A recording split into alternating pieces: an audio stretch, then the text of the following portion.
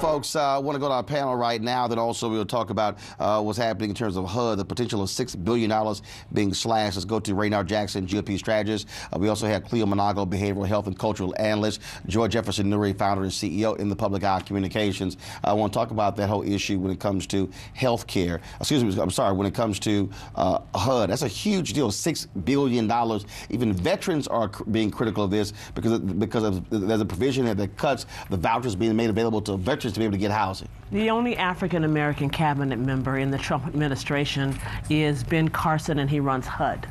For the president to turn around and say, I'm going to cut $6 billion out of your budget, I think is absurd. Housing is one of the #1 issues facing not just poor but middle-class families. And it is important that we first find housing for people. No matter what your dreams are, no matter what you want to be, you need decent housing. And I think for us to cut that budget, just say we're going to cut it without understanding the impact on our cities and, like you said, veterans is absurd. Again, it's absurd. And what's it going to do with the money? But here's what you have, though. What you have, though, is very simple. You have Trump, who wants to spend $54 billion, increasing the defense budget. When of course, we spend more money on defense than the 9 countries who are actually behind us. And again, Raynard, how do you make the explanation? Now we're also seeing where he wants to cut money from the Coast Guard, including drug interdiction program, wants to cut money from TSA. And so, my goodness, what, to pay for the wall, to pay for more defense spending? You all are falling for the trap yet again, Roland. This is all about posturing and negotiation. Trump is not going to cut HUD by $6 billion. Every agency will get cut some, but this is a negotiation ploy, which is a smart move. You don't actually think HUD's going to get cut $6 billion? No, I guarantee you. I guarantee you that won't happen. Well, clearly the empire must be defended. And that's what Trump is doing. He's making America great. He's keeping it in place. He's making sure nobody can mess with it. And he's bumping up the bullying capacity of the country to make sure that we stay powerful and the #1 people in the world, supposedly. And that's more important than anything, defending the empire. Clearly, that's his perspective. You can't have a policy that says, I am going to help improve our cities, that I am actually going to create jobs, but and I'm also going to create... Again. You believe that? Okay, here I go being rational You're being again. rational. You know, when it comes to that power... part is where I drank the Kool-Aid. I thought for sure... A whole gallon. We would... A whole gallon. I thought for sure that there's going to be some initiative to help cities. So the first thing he says about our cities is, I'm going to cut $6 billion from housing. But he's only been in office for 50 days or something like that. Oh, no, I mean, we have had 2 travel bans in that 50 days. Yes, a lot of It's not a travel ban. We've accused the former president of the United States. It is a travel ban. We've been busy. Oh, it is not, It Roland. is called a travel ban. Get out of here, y'all. Roland. Okay, Instead my of goodness. 7. All right, Okay. What Kool-Aid are you drinking, man? Well, first of all, if it's not a travel ban, why all of a sudden in the new ban, Iraq is now taking off one of those countries because we had individuals who were helping us in Iraq and our soldiers who are being barred from coming into the country. Let me go ahead and say that, y'all, among the cuts, the budget eliminates a decades-old community development block grant program, which uses federal funds to combat poverty, urban decay. The proposed cuts fly in the face of what Trump promised to revitalize inner cities, including what he said last month while visiting the National Museum of African American History and Culture. We're going to do great things in our African American communities together. Ben's going to work with me very, very closely. And HUD has a meaning far beyond housing. If properly done, it's a meaning that's as big as anything there is. And Ben will be able to find that true meaning and the true meaning of HUD as its secretary. So I just look forward to that. I look forward to watching that. He'll do things that nobody ever thought of.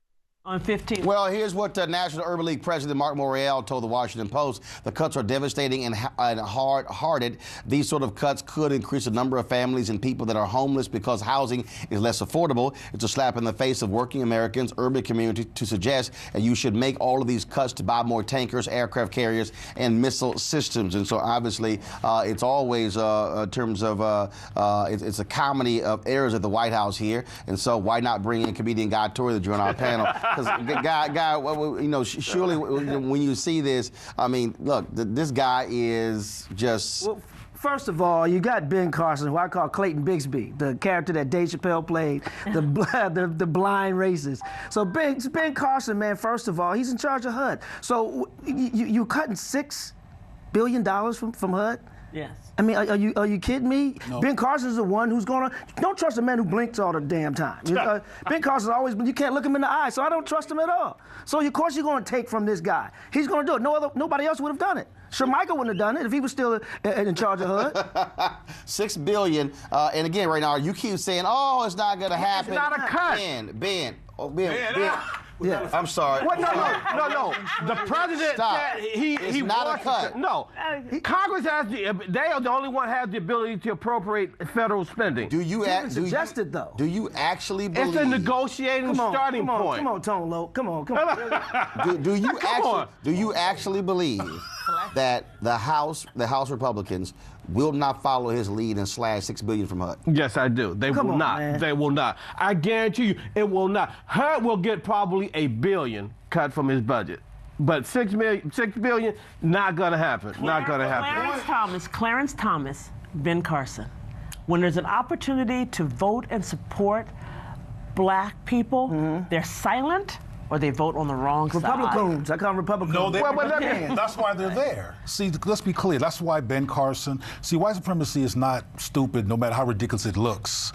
It chooses a certain type of black person who they know has issues with being black, and they make sure they hold them up in glory so they can look relevant, so they can be the ones in blackface and make it look like that we don't deserve what we're supposed to get. Yes. That is a strategy that white supremacy has used And of course, all black over the people world. can't be racist against black people.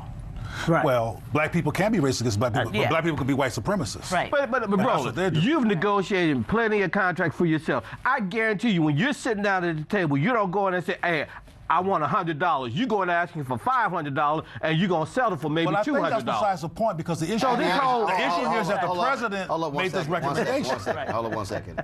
First of all, hold on. I hope there's only coffee in there. Man. No.